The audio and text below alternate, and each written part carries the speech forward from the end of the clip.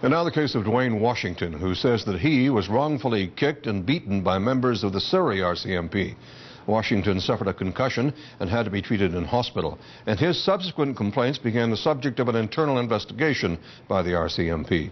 But as John Daly reports tonight, Washington has now been waiting for a year for something to happen. I was kicked several times, and these measurements were, bruise marks and measurements were taken at UBC.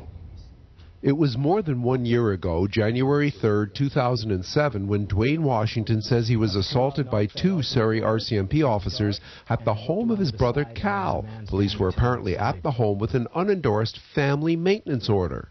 I cannot begin to understand how a maintenance dispute in family court leads to armed men attacking people in their homes. I actually am not so much concerned that they had the wrong guy. Assume they had the right guy. What are armed balaclavaed men doing in a house full of kids? I was knocked to the ground. I was dragged by my feet. I was punched several times. I was kicked several times. Constable Khan actually balanced himself on the wall to get leverage to kick me. And unfortunately, I tried to defend myself. I ended up with bruises on the inside of my arm. And I went unconscious, and when I did awake, they weren't sitting on me, they were actually laying on me. And then Constable Khan placed a can of mace close to my face. He sprayed it. Washington says although he was completely compliant, his front teeth were dislodged, his head and face swollen and bruised. The medical report shows he suffered a concussion, in addition to the arm and chest injuries. It's been an ongoing review process, and a report to Crown Counsel for criminal review has gone, and we have to sit and wait for their decision. But Carton says it was a fight even to get the RCMP to take Washington's complaint.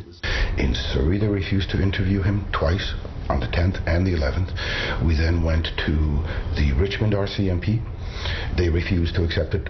Once they found out who the accused were, before that we were just fine.